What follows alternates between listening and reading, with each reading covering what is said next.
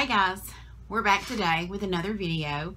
We are not going to title this anything just yet because we are notorious for having just a big long conversation, and then after it's done we can actually call it something. So that's what we're going to do. We're just going to sit here and have a chit chat moment. We actually had one a couple of days ago that when it was all said and done, Nicole said we really should have filmed that one, and we should have caught that one because it got heated a little bit at times, and you know, we both get real passionate about, you know, our points of view. So anyway, we're going to sit in here and try to answer some more questions today, and hopefully we'll answer some questions that maybe you have. And if you have some that, you know, you would like to ask us, please do. We'd love to hear from you. All right. Nicole is in a lot of chat groups, and she enjoys talking about all this stuff with people. And a topic that comes up quite often with her is circumcision. And I chose as a young mom not to have my boy circumcised. That it was just a personal preference for me. I also chose not to pierce my daughter's ears. So to me that they were the same. It was the same difference to me. I wasn't going to make a decision for them. I wasn't going to change their bodies until they wanted. They were old enough to tell me if they wanted that, and we did at a young age. We said, you know, if this is something that you want done, we'll pay for it and we'll have it done. Tell us your point of view on it. I guess my point of view on the circumcision thing is that it's really hypocritical to outlaw and demonize people that circumcise girls, but laugh at somebody that suggests that it's the same to circumcise a boy. They say it's the same? I mean, it's not the same. Or, you know, well, I'm just saying, no. They laugh at people that bring it up to say it's the same thing. Like, you get laughed out of a room if you try to talk about male circumcision being similar to female circumcision. I see. In my opinion, it is no different. I didn't know about female circumcision until, gosh, I was probably my mid-30s, and I was ironing clothes one day, and Oprah was on the TV, and that's what her program was about that day. And y'all, let me tell you, to this very day, if I think back over that program, I can make myself just about tune up and cry about it because that's just messed up. And in my opinion, when I was having my kids, you know, when it was my decision to make, I was totally against it. I made a big deal out of it. Do not do this to my kids. And, you know, you have to sign the paperwork saying you don't want it done and stuff. Well, with our middle child, I have ABO incompatibility. It acts like RH negative, you know. So my kids, my second and third kids had to go into the NICU for a few days. And so while we were down there with our daughter, you know, with her, you know, just because she was sick and under the little billy lights and stuff, we had to sit through listening to a little boy be circumcised. And I was never so glad in my whole entire life that I chose not to do that, because let me tell you, they say they don't remember it or whatever, that I don't care. That little baby screamed his head off, and look, I'm telling you, I would break somebody's arm if you touched my kid and hurt it. Why would I hurt it intentionally? And I'm not against it for you if that's what you want to do. It just wasn't for me and for my kids. And now in the position that we're in now, I think it was a good decision. Yeah. There was a time though when I thought about maybe I needed to be circumcised when I was still a Christian, but I lost religion at like 19, and so once you become 18. Why did you think you needed to be? I knew some people that were circumcised. I guess when I was a kid, I saw somebody that was circumcised and asked y'all what it was. And so I'd always wondered, you know, why they're different. And there's a lot of social pressures and stuff. And then whenever you get to the, you know, the junior high stage where you get naked in front of other people, you know, I kind of always was like really cautious about doing it because I was like, well, I'm not, so... So did that make you feel embarrassed that you weren't? More afraid of what people would say. Not really embarrassed, because I mean, it doesn't bother me. I mean, it's mine. That's how it is. But yeah, I mean, I was afraid that people would think I was weird or something, you know.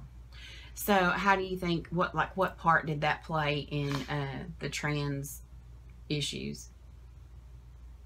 Like not being circumcised, what part do you think that played in, you know, does it have an effect? Do you think? No. Like, do you wish we had done it? No. No. I want to bring up one of the arguments that people try to do against it. They'll minimalize the male circumcision. They'll say, well, it's different for you know, female circumcision is cutting the clitoris off, and you know, male is just cutting the foreskin off. Like that means something, you know. Like they try to equate it to, well, it would be that, no, female circumcision would be like cutting the male's glands off. And I agree, but why are you going to minimalize cutting off someone's foreskin? Why would you minimalize that? You know, why would you try? I mean, cut off some girl's labia, same difference. You know, yeah, it's still fucked up. Yeah, I'm not really sure why. I mean, I do. I'm not stupid. I do know why people do it, you know, for religious beliefs or whatever. But, I mean, in this day and time, it's no longer about religious beliefs. You know, people want to talk about it being like the cleanliness thing, too. How about you take a bath? I mean, you know, both of mine didn't have it done, and guess what? It didn't rot and fall off. I mean, you know, neither one of them ever had any issues with it. So it's not about cleanliness. I mean, it really is similar to saying, since plaque builds up on my teeth, I should just pull the teeth. Yeah, yeah. Or I should cut my ears off instead of washing behind them, because they get dirty behind them. You know, yeah. So do you think, like, how do you feel? I mean, I know how you feel, but I'm just bringing this up for the sake of the video. But how do you feel about people that are and they defend it? Well, I think they may not have a choice. They would have to face some pretty hard things to think about. Somebody, you know, traumatized them against their will in a very, you know, personal area, and you know, it would be hard to to come to terms that, wow, you know, my own mother, you know, mutilated my genitalia. So, but you know, a lot of people think they're doing the right thing. You know, a lot of people are wrong. I mean, yeah. The Muslims, well, I won't say just Muslims, because it is really more of a geographical thing rather than an Islamic thing. But they think that they're doing the right thing on female genital mutilation also, and they're doing the wrong thing. Right. And we as a country completely are against that, you know. Absolutely. You ask anybody, and we are 110% behind female circumcision, and that's just kind of my thing. That's the way I thought of it. You know, when I was having kids, I said, but we don't cut anything off of our little girls. Why would I cut something off of my little boy? And like with not having her ears pierced, I just was not going to cause her bodily harm against her will. You know, now if later she came to me and said, Mom, I want my ears pierced, I would let her have her ears pierced. And in fact, she did do that, you know. So, you know, and I let her have them pierced. I wasn't against, you know, her having it done or you know, the boys having circumcision done if that's what they wanted. It just wasn't a decision I was going to make for them. I felt like it just wasn't mine to make. You know, I get to decide what this body does. I don't get to decide what that body does. And I think that's how we can kind of understand with the transgender issues. We do get, you as a person get to decide what this body's doing. You don't get to decide what that one does, ever. You know, I think that's the difference. What people are not understanding. You know, we all have rights. Every one of us have rights, but your rights stop when it infringes on somebody else's rights. And that's with the transgender issues.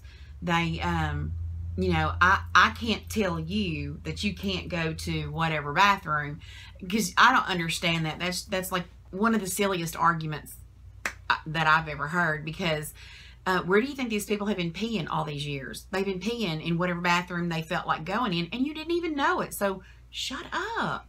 Yeah, I feel like it was just like it was a wag the dog to me. I'm not going to say the Southern strategy is over forever, but it feels like, you know, with the advancements that African Americans have made, they're running out of minorities to demonize and split people up and manipulate, and so they're just coming after whatever they can get now.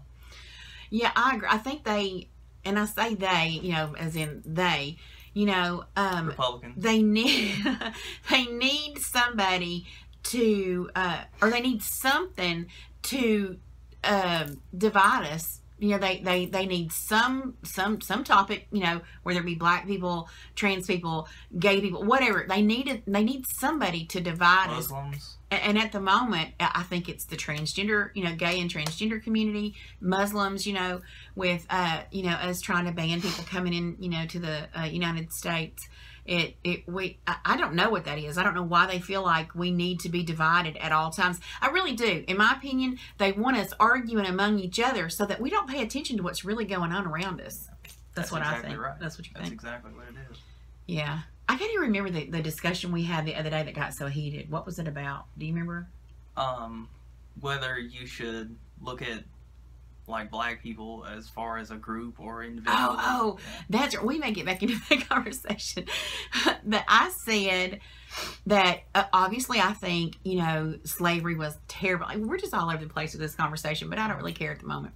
I said that I think it's wrong. I believe 100% it was wrong. And I said, if I were saying to my friend, I apologize, I feel so sorry for you. I'm sorry that your grandmother, great-great-great-grandmother, had a hard time. And you said that was wrong to say it like that. And that was what the argument, well, it wasn't really an argument, it was a discussion. Nicole said, no, you can't say that. You need to say, what did you say? That I needed to say, I couldn't say it again, though. I'm sorry your grandmother or whatever had such a horrible time. You said that I should say, I'm sorry black people had such a hard time, went through such terrible times. I mean, I would say, yeah, you should acknowledge all black people because all black people do have to deal with that.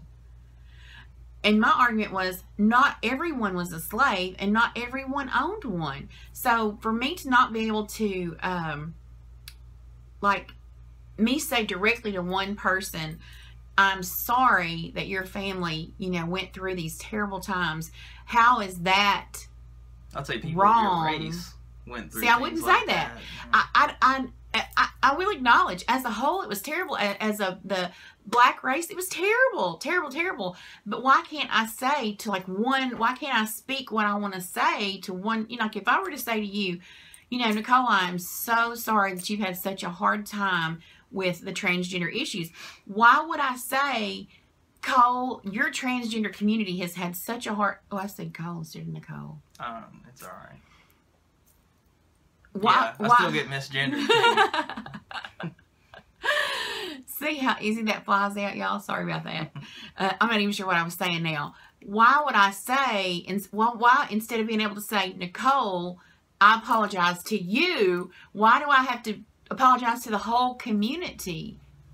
Because everyone has to go through it. No, not everyone does. I mean, the vast majority. Okay, yes, maybe the vast majority does.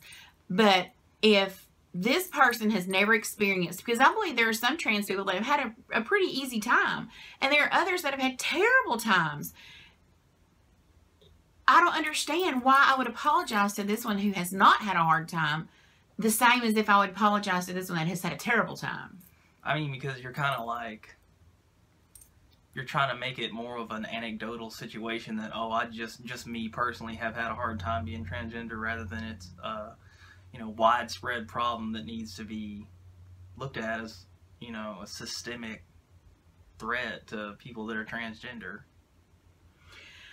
And see, I see it as, if I've acknowledged the transgender community has had a hard time, and I'm accepting my child as best as I can, that was me saying that I understand the whole community had a hard time. I think your heart's in the right place, and if you're saying it to me, that's great. But if you're trying to say it as a, context, you're going to have more context. Like, are you trying to say that because some transgender people don't have it hard, we don't really need to protect them? Or, there are arguments that can be made, from every angle. Okay, I think if laws are put into place, yes, they should encompass everybody. Okay. But I don't think if I'm apologizing, you know, and not even apologizing, if I'm wanting to acknowledge whatever to one certain person, I can direct that at one certain person without offending the whole community, right? Or no? Well, I mean, you can, but you would just be incorrect to think that this one person had it hard rather than the entire community has it hard. And I disagree. I think some had it terrible. Let's just look at it like this, like the support group meetings, you know, that we were going to. I think, you know, several of the people there were kind of a little bit pissed off at you because you were having an easier time. You know, your mom was here at the meetings, you know, trying to understand, and they didn't have that. So they were a little bit, I don't know if you'd say pissed off, but like jealous, you know, that you were having an easier time than they were having. Guess what? It's been just as hard for me as it has been for them. No! Why do you say that? Well, I'm on like 2 different antidepressants. You know, I mean, you know, I have I didn't cause that depression. I mean, there's that doesn't play into this. You know, with you've had a different road than a lot of, like, there are people that their parents put them out. No, you haven't. You see how our conversations go? I don't think you have faced the same trials that a lot of trans people have faced. Have you faced them? Yes, you obviously have. But by having a very supportive family that has stood with you instead of throwing you out on the street, I don't think you have had the same experience. All right.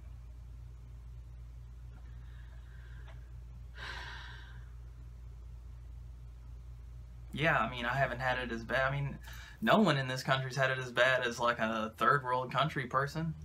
You know, somebody from a third world. So, I mean... So why would I apologize to people here? Like, why would I, you know, try to talk to somebody here why would you that has never got, that you've got running water in your house each and every time you go to the faucet, you got some running water. Those people over there don't even have running water. It is not the same experience. I really don't understand where you're trying to go now. You trying to say that if I'm going to say, I don't even remember now what our conversation was about the other day that even made me say that, and you immediately shot me down, and I was like, what?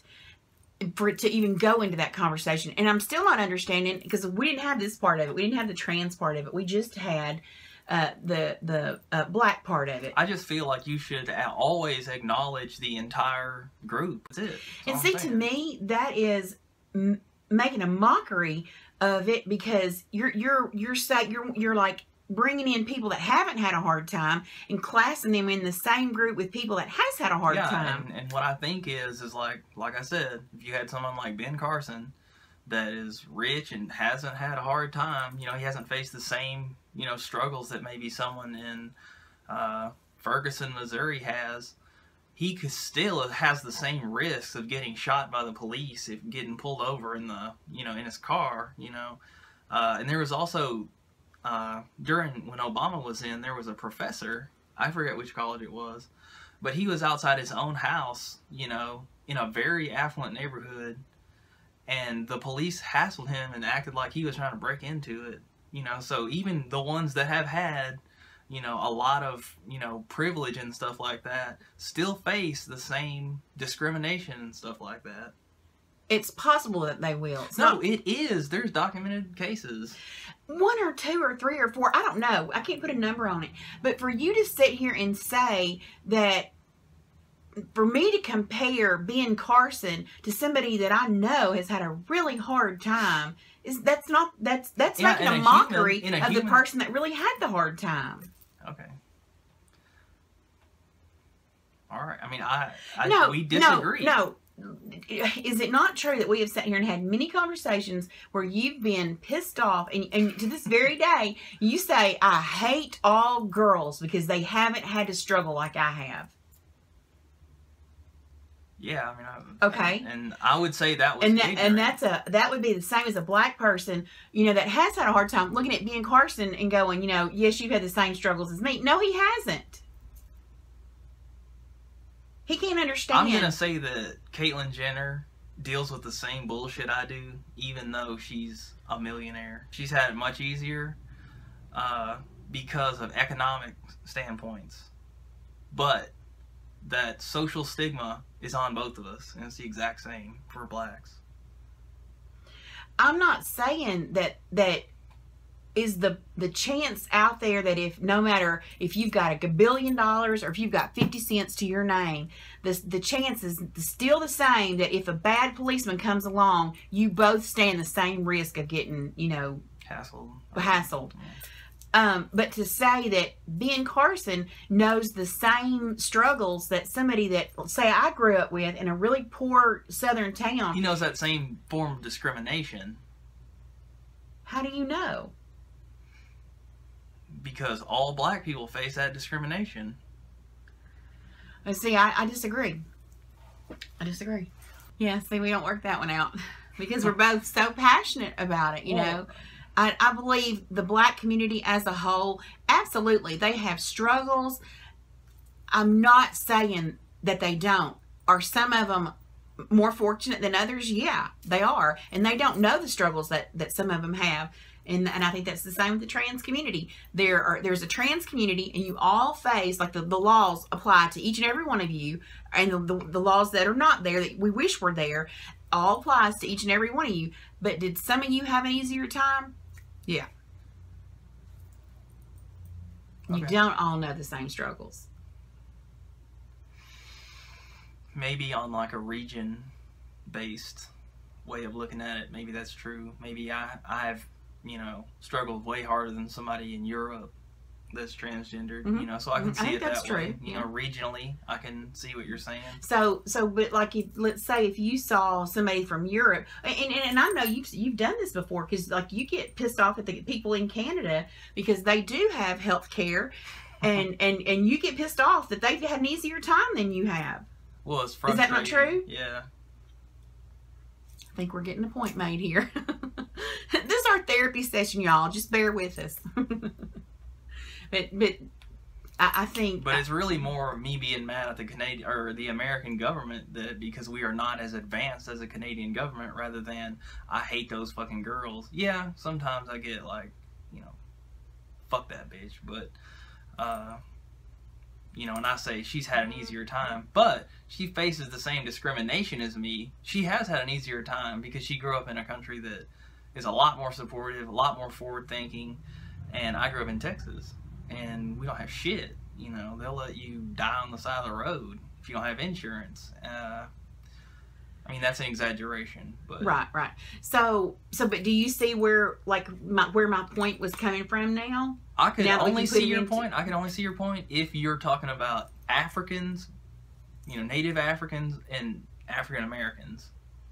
Like, maybe I can see you not saying all black people in the entire world have not faced the same struggle, but I'm going to go ahead and say, like, all black people in the United States face the same form of discriminations, you know, on a social level. You know, yeah, of course, fiscally, not every one of them is going to know the same struggle, but they all know the discrimination for being, you know, black. So that's why I would just say, yeah, I would always acknowledge them as a group rather than say that, well, this one has this guy or this female, whatever, you know. He was misgendered. What she was saying was that I was wrong to say like, my friend, you know, if I said, Sarah, I am so sorry that your grandmother had to struggle so hard or whatever. And she said, no, that's wrong. You shouldn't say that. You should say, I'm so sorry that black people have had such a hard time. And I don't see that. I still don't get that. If I'm sitting here talking to Sarah, I'm not talking to everybody on the planet. I'm talking to Sarah, and I'm saying, Sarah, I'm sorry. And I truly am sorry. I mean, you can say that. You can say, you know, I'm sorry your grandmother had a hard time. But that was the argument the other day. You know, you were like, nope, that is not right. You cannot say that. That is not right. I'm just saying, in a context of slavery, you know, yeah, it needs to be acknowledged as the group had a hard time. Well, by me acknowledging, like, your grandmother had a hard time, your grandmother happens to be black. That's not me going, I get it that it was black people. I mean, you know what I'm saying? And I think that's a lot of the the struggles in the trans community too. We don't know the wording. We don't know. You know, that's not. Do you think so? I sometimes, like, I say, you know, faggot. I mean, I say the same stuff. I didn't quit saying it. I say tranny. See, those words don't bother us. We play and joke, and we'll go, get your faggoty self out of here. We don't have a problem with that. Yeah. Yeah, I think that's what I think what a lot of us are struggling with. And I think sometimes, and I'm just going to put this out there, you know, I think sometimes the trans community is a little bit too touchy. Yeah, I completely agree. But I'm just saying, you know, so I see both sides. I really do see both sides. I do too. I can see both sides. But, I think they're triggered way too often. Yeah. I think they need to develop thicker skins because, you know, like getting misgendered from your parents, that should not piss you off. You know that. Because let me tell y'all, I try. I mean, but it was a different way for 20-something years, you know, and so it's hard. Even now that I want to. You know, like, and I try to always, when we're in public, I always try to make sure that I don't misgender. But at home, yeah, I do. I mean, it just comes out like that. Because I understand totally, like, I was their son for 26 years. Yeah. And I've only been their daughter for basically 1.5, because for, you know, half the time I was out, I wasn't really full-time. So. Yeah. But I think your dad really made us both proud the other day. They were in the what do you call it, parts O'Reilly car part place, you know, and the person was kind of getting a little, you know, I don't know what you'd call it, bitchy. you know, bitchy toward Nicole, and kept saying he and stuff like that, and your dad said, she's with me, and I was like, yes. So I think that's a really good thing. But I wanted to say this, and then maybe we'll wrap it up here, because I don't know how long we're into this. Probably about 30 minutes. But I don't want to bring up. I'm struggling with how to bring it up in a way. I don't want to be talking about anybody that's going to figure out who I'm talking about. I guess is what I'm saying. Welcome. But no. I don't want to hurt anybody's feelings. But we have been around people that did get out of sorts with, like, their parents misgendering them and all that kind of stuff, and I as a parent, I said to the person, well, doesn't it show that she's trying? I mean, she's here and we're talking about it. Doesn't that show that she's trying? And the trans person said no, you know, and I was just like, okay. Yeah. So I think trans people sometimes are a little too, Nicole's not really bad about that, I don't think. But I think a lot of trans people are a little too touchy about that sometimes. Way you know, too touchy. We don't know. Give us a chance. Let us learn the wording. Let the community learn the wording. We're all new to this, and give us a chance to learn. You know, before you slap us, you know, for getting it wrong. We're trying to get it right. So that's what I guess, you know, we can bring to this conversation today, is that give us a chance. You know, the trans community. I'm not telling you how to feel, obviously, but give us a chance. You know, let us get it right, or try to get it right. What do you think? What's your closing statement for it? You know, develop a thicker skin. Well, I mean, because you can tell the difference when somebody is doing it intentionally. Yeah, context is amazing. Right, and when somebody's trying. And I think as a whole, I've had great experiences with the people we've known. And do know and are around and stuff. So anyway, guys, that's our conversation for today. If you have anything that you'd like to add to this, please do in the comments below. We'd love to hear from you, and we will see you in the next video. Bye.